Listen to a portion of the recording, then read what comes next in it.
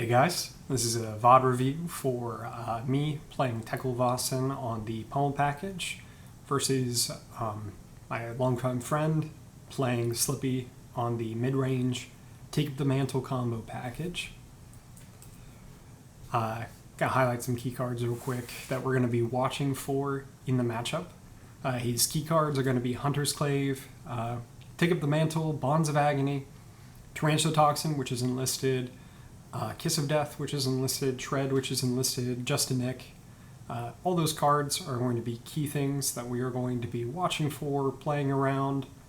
What I've illustrated on the screen is the combo. The combo is you flick Knives, a Hunter's Clave, take up the Mantle at instant speed, turn whatever nothing attack into a Bonds of Agony, exile a key card from your hand. It is a disaster if it happens. It's a huge burst of damage. We're going to be denying being marked, and if Slippy does commit to flicking a Hunter's Clave, let's get into ours, we're going to try and banish them with Talisman of Cremation. We're going to be threatening, if you want to flick Knives us and do this very, very powerful thing, we're going to try and make it so you can't do that anymore. So, really going to be watching getting marked. The Fiddler's Green is for breakpoints like the one on the Hunter's Clave attack, breakpoints on other attacks that might be 4 value, things like that. Also gaining the 3 life is really valuable here. And then the LCM package is the Pummel package. LCM is going to end up being a 0 for 6 attack that can be pummeled, which is very valuable, and we're going to see that in the matchup.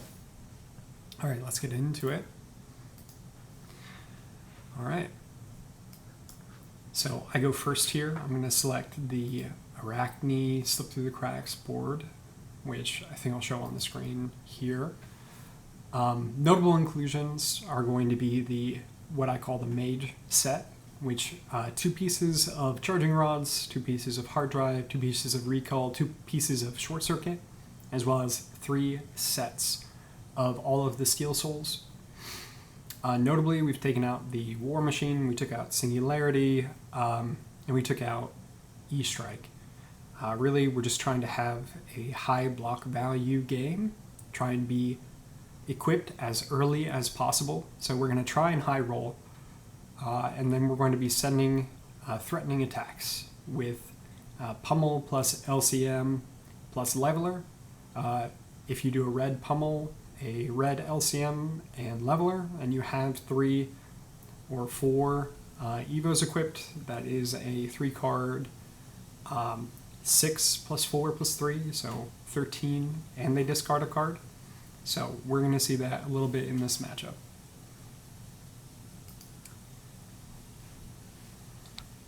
Alright, so I get lucky here. This isn't going to happen every game, but you can see I start the game with 2 Evo pieces. One of the advantages of the aggressive board, also known as the no block board, the Mage board, the Quicken board, the Pummel board, whatever you want to call it, is you can high roll. No other Teklo list is going to be able to start the game with 2 Evos. It just won't be possible. This is a great start, by the way. If I am on Slippy's side of things, this is terrifying. Oh my god. And we managed to draw a 3rd on the first turn. It's crazy.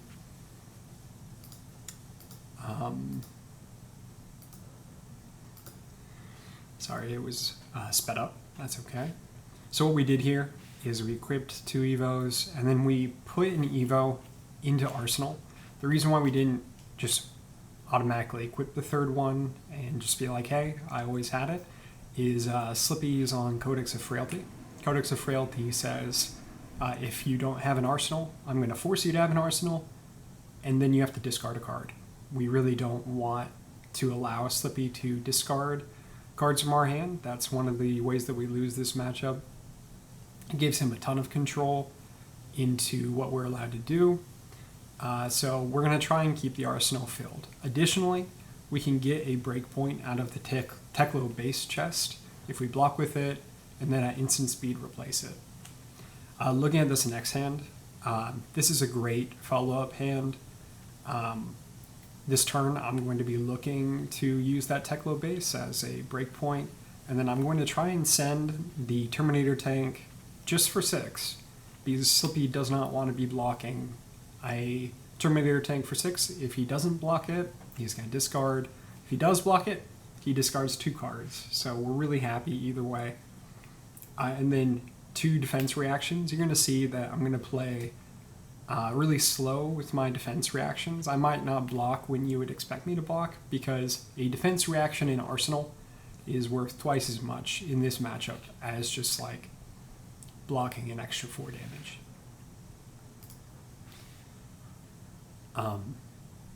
Additionally, one last thing I'll note here is your average Slippy will not know how to deal with you equipping Mage Armor. The way that most Slippy, most players in general, deal with Teklo is they think Singularity, they think Evo Steel Souls. So he's going to have brought in his Tarantula Toxin, he's going to have brought in his Shreds. If he's not buffing a knife with Tarantula Toxin, that's going to be a 0 value 3 buff, which is not powerful. Same thing with Shred. It's going to be a 0 for 3, not super powerful. We're not worried about it. Let's take a look. Hunter's Clave for 1. We can't use the Teklo base here as a breakpoint because it has piercing. It'll increase the value to 2. I'm looking at his pitch stack here, and I'm thinking about what he's throwing away. I'm thinking he almost certainly has 2 more reds in hand if he's throwing away a Leave No Witnesses. It's got to be something powerful as well. It could be a Bonds of Agony. Something that he really wants to cast if he's throwing away. Oh, okay. He wants to do something different. Yeah, okay. He's throwing away the Razor's Edge instead. He's probably going to end up arsenaling that Leave No Witnesses that we shouldn't have known about, which is fine. Here, I think I'm just going to take the mark. I really like my hand. It's not worth it to shelter for 1. His next attack is probably going to be more threatening. Look at this. It's an easy, clean block with a D-React. We could instead block 3 with like the Evo Steel Soul, and then it'll eat our mark. Not the end of the world. The reason why I'm blocking with Shelter here instead of Sink Below has more utility from Arsenal for us. And we're already marked. Shelter is really only useful for helping us not be marked. Terminator tank for 6, he doesn't want to block this.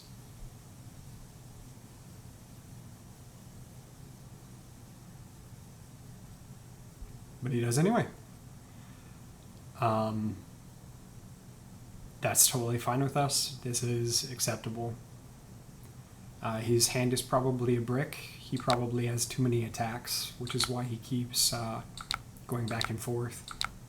He's probably trying to get some of those attacks out of his hand.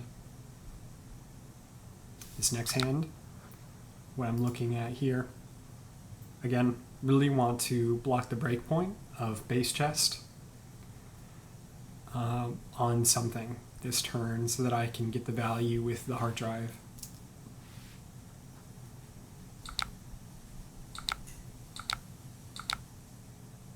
If he pumps this, we're totally fine with it. You can see that I look in his graveyard. He has nothing threatening.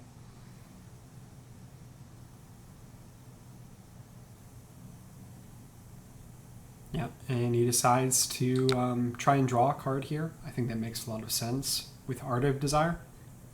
I think I'm just going to let this eat my mark.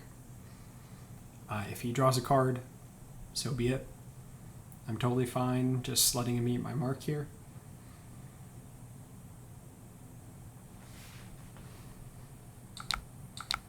Yeah, and he gets unlucky, banishes a red. This deck is even split between red and blue. So it was a 50-50 of what he would banish. He didn't know what was on my deck, on the top of my deck, so.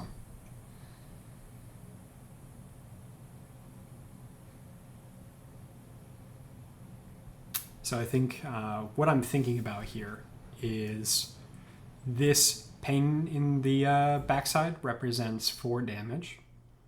And I'm looking at this LCM in my hand. I'm looking at this Steel Soul. I'm looking at Leveler. And I could block pain in the backside. Or I could send 8. So we'll see what I do.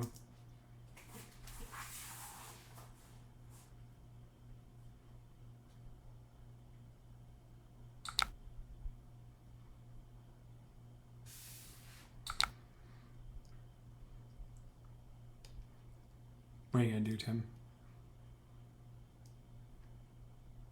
Thinking really hard about it.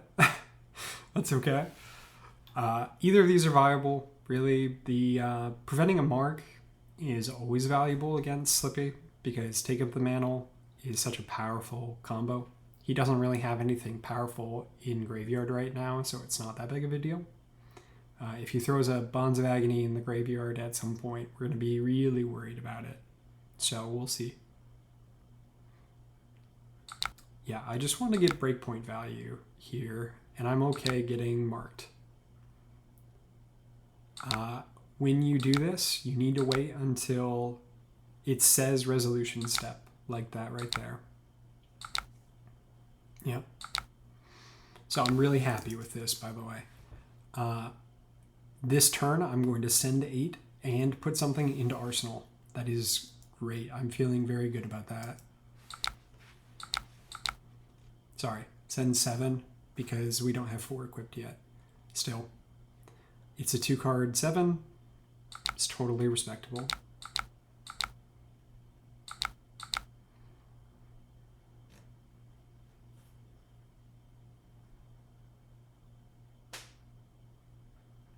If I'm Slippy, I really don't want to be blocking.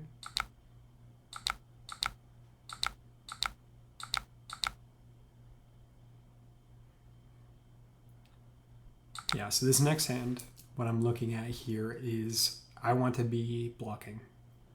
This next hand is kind of a dud hand, especially when we started off so hot with 3 Evo.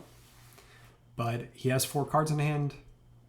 It's totally reasonable that he's going to threaten a lot of damage this turn, so blocking 4 is not the end of the world. I'm going to try and keep an Arsenal as well.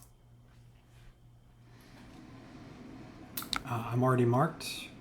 Not super worried about this Hunter's Clave. It's going to come in for 5, I believe.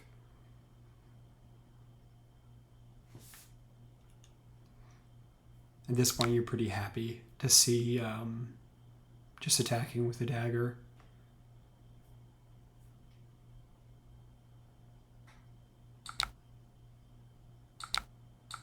Yeah.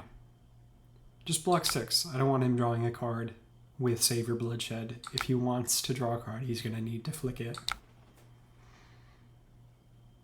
And then an E-Strike. Yeah, this one... I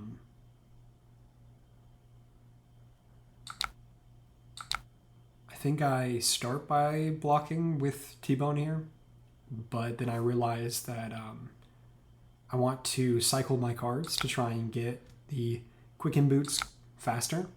So I'm going to sink below, let it eat the mark, and then put T-Bone on bottom looking for another Evo here. Oh my god, another sink below. Pretty good. It means we're not going to threaten anything next turn, but having 2 defense reactions is always good.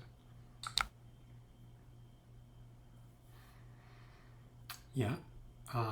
Looking at this next hand, I can cast LCM Pummel here. LCM costs 1, Pummel costs 2, and then Scrap Hopper for blue would be 4 plus 4, 8, and they discard a card. So build your own Terminator tank.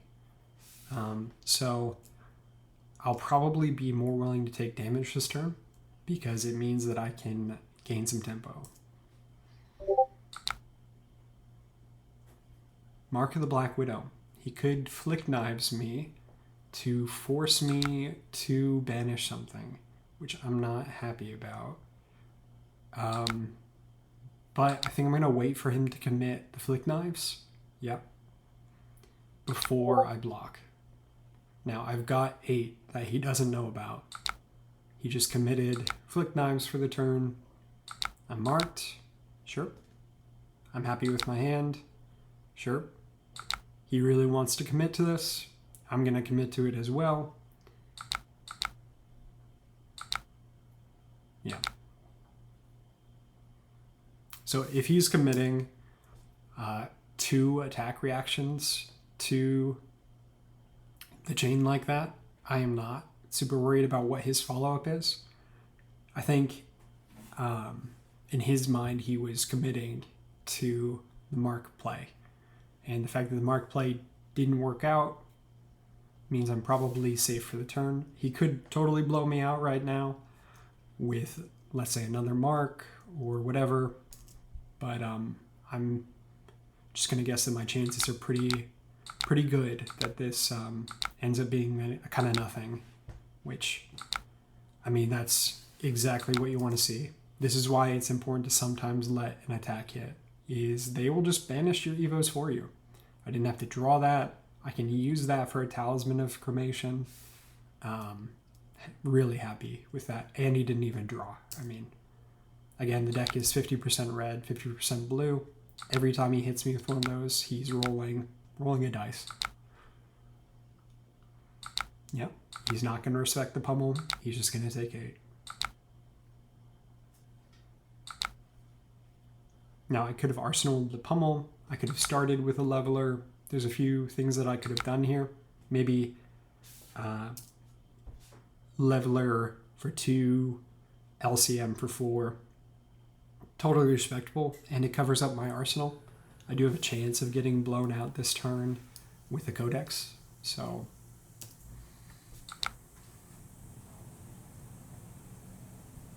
Alright, and we see, finally we see the leg piece. What turn is this? This is the start of turn 5. So we will be fully equipped. Turn 5. All we need to do is keep charging rods in hand. The fact that he's starting with a Chelicerae means it's unlikely he's got a Bonds. Yeah, I am totally happy to just block with my mage set. So if you didn't know, Fabricate will give your mage armor a defense value that resets when the chain ends, which is super helpful. Yeah, we're going to draw a card. So we've got that Quicken Boots in Banish now. They are safe from being messed with in any way. And we've got a clean block here on 6. We're going to go 3 Mage Armor plus 3 Fiddler's Green Pummel. And then if he decides to go over top, we're just going to Fate Foreseen on top.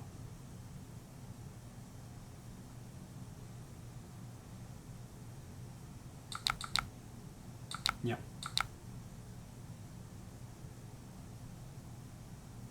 We'd be really happy if he committed something here. He decides not to. That Fiddler's Green is going to gain us 3 life.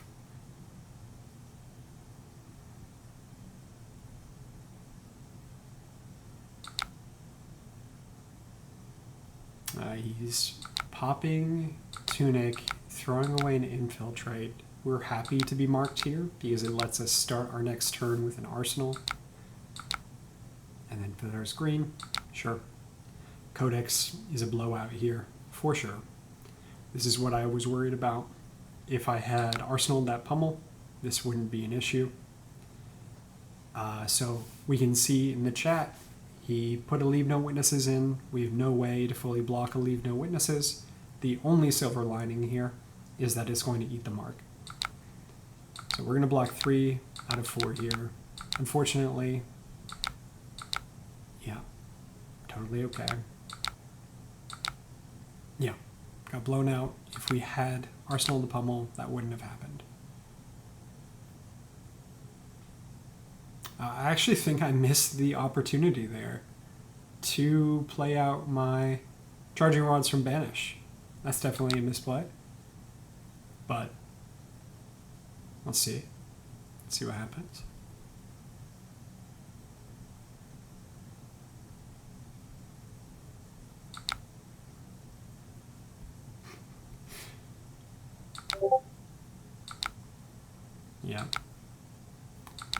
Got pretty lucky there. Druidry React. I think we're going to block 3 with Charging Rods and Filler's Green. Really happy about that one. And yeah, he's going to take up the mantle. He does not have a Bonds of Agony. Turning it into an Infect. We could cover this up with a Fate Foreseen. Yeah, it's actually a Kiss of Death. Okay. Yeah, and he's going to really get a huge burst of damage here. So this is what you worry about, right? He Tarantula Toxin for 6 here. That is a 0 for 6 on this Kiss of Death. Huge blowout. He's going to deal 9 to us here.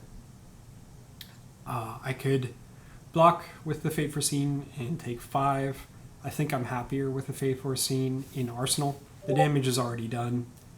I don't see the value in blocking for 4 here. It doesn't prevent anything. The damage is done. Yeah, we're just going to take 9. And then we're going to send back 6 with our LCM and then Arsenal.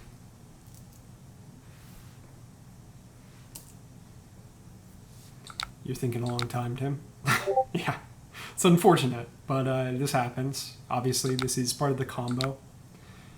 Again, Infiltrate for 3. We're not happy to see that, but I think we're going to let it happen anyway.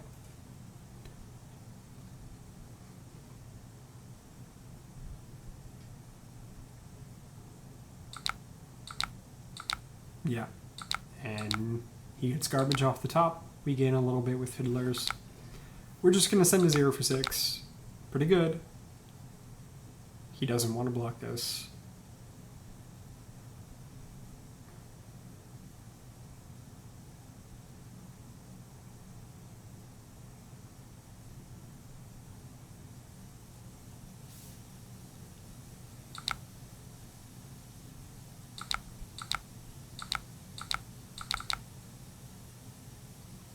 Alright, and so we are fully equipped.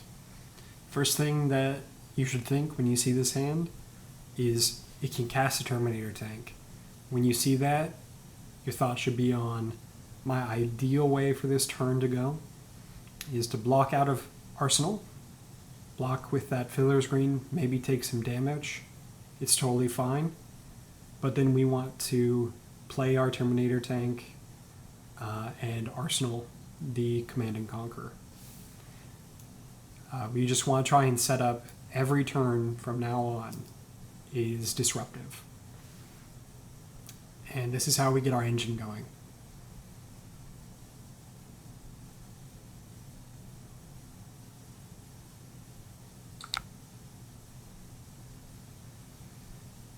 Chillis Array reduces the chance that it's going to be a Bond's turn. Mark of the Black Widow, he has no way to mark me right now, so this is just damage.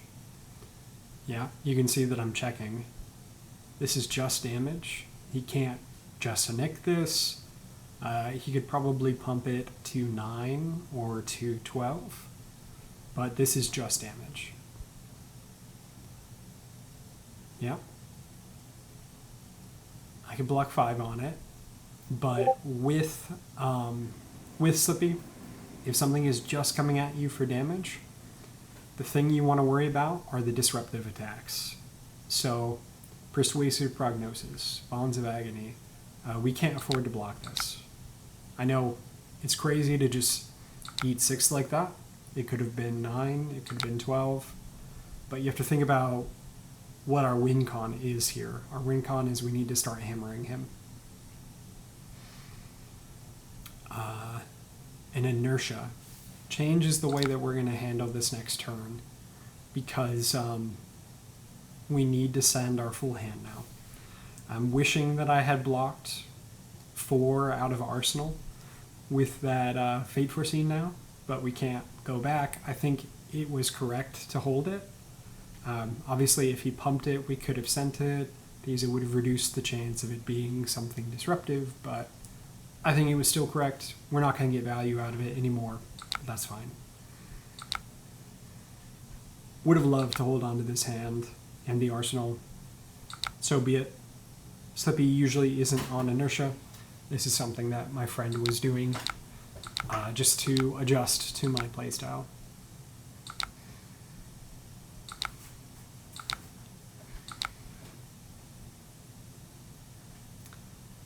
Yeah, he is at 16.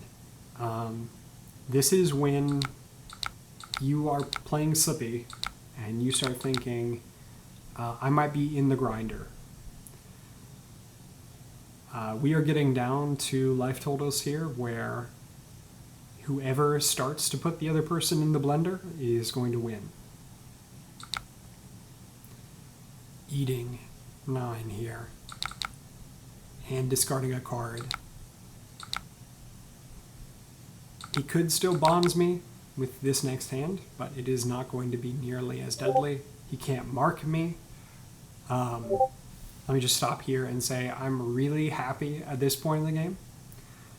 Even before seeing this hand of all D reacts, I'm really happy because he currently has no way to mark me. I know that his pick up the point, which they only run one, his pick up the point is on the bottom of the deck. Take up the mantle isn't going to do anything. He could obviously prognosis me. This hand blocks prognosis. This hand blocks Bonds of Agony really well, so.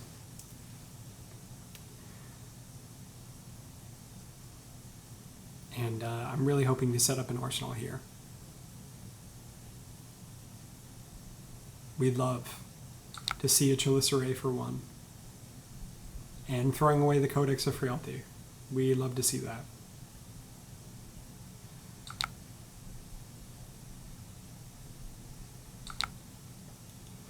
From my perspective here, if he's sending such a do-nothing card like Chelicerae here, he could Justinic it, by the way. He could even double Justinic it.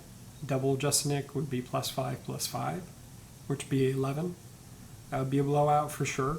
It's unlikely, but let's see. We could block, by the way. We have so much game in our hand right now for tricks. He's playing on our turf right now. He's not playing on his turf.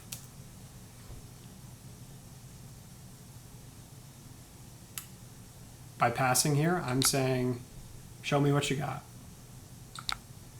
If he wants to play ball, we can play ball. Now I'm looking at my hand, and I'm thinking about how I can threaten him. I could send this Scrap Hopper, or what I could do is I could make him think that I have a Terminator tank. If I have a Terminator tank, he's dead. So what I'm going to start doing is I'm going to start floating a ton of mana. I'm going to start generating Quicken tokens even when I don't plan on using them. You can see he's blocking with Justinic. He is very afraid of Terminator tank here. And I'm just going to pass the turn. He blocked with a card because he was afraid of dying to Terminator tank. That is so key for this matchup, is he had to respect the 3 damage. If he didn't, he was guaranteed dead. He's playing our game. We love this.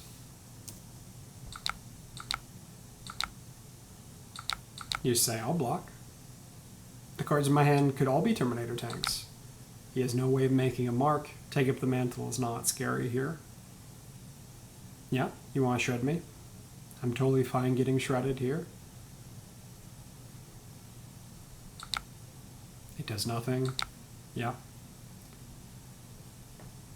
Yeah, I'll take 1. Look at the... So that is not a Terminator tank. We're going to send it to the bottom. Yeah, Tarantula Toxin, go for it. And look at this. We just clean it up nicely. Anyway.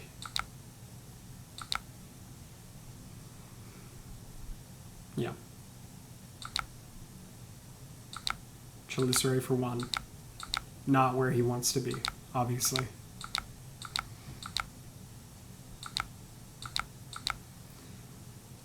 He has to respect the 3 damage from Leveler. This next card could be a CNC. This next card could be anything. It happened to be a D-React. And now we've got a hand that can threaten lethal here. Art of Desire, I think we're going to block. We don't particularly care about blocking one way or another. Yeah. So at this point, I want to play mind games with him. Am I going to follow this up with a Terminator tank? You have to respect it. This time I am. Now he has to block.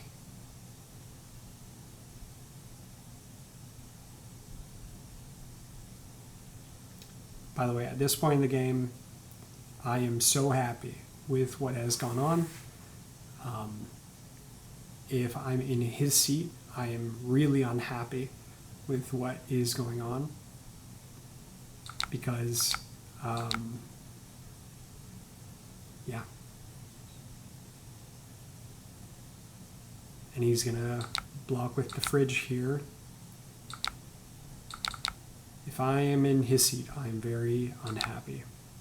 We drew another attack. Awesome. We're going to try and block out this Persuasive Prognosis. We're going to make a Quicken token, and we're going to try and block it out. We have that D-React still. There's no way he can push more than our D-React. And we have the Talisman of Cremation. Guess what? He has 2 Hunter's Clave in his graveyard right now. That Pick Up the Point that's in his deck now doesn't do anything. Cool. We'll block 7 on a 4 because what we're going to do is go Talisman of Cremation, Leveler. Here I do something. I make a Quicken token, even though it's not going to have any value. This was a misplay. There was no reason to do this. There's nothing else I could have threatened. If I had an extra card in hand, this would have been a lot more valuable, but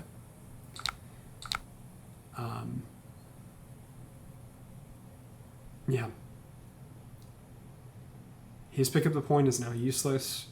He can no longer mark me this game, which I feel great about. Yeah, followed up with a Leveler. He has to respect the Leveler, or he can go down to 1.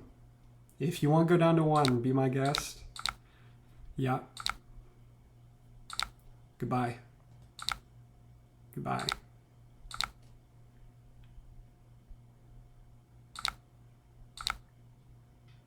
Yeah, we got another attack here. E-Strike for 7? No, it's E-Shock for 5. Try and get an Arsenal. Do we care about 5 damage? No. I think what we're going to do is cycle our Mage Armor here. Try and draw a card. Yeah. Oh my god, we are so happy with this. Just to pause really quick. He's sending 5 at us. Great.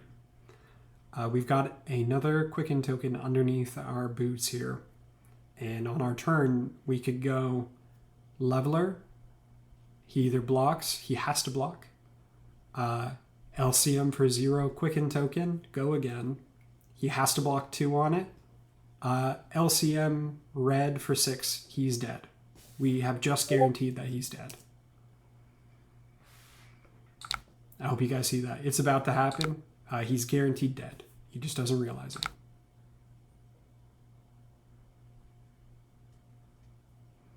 Just to explain again, Leveler demands 1 card to block. LCM demands 2 cards to block. LCM demands 2 cards to block. He has 4 cards in hand. He's dead. There's the Quicken token. This next LCM is going to eat it. Get go again.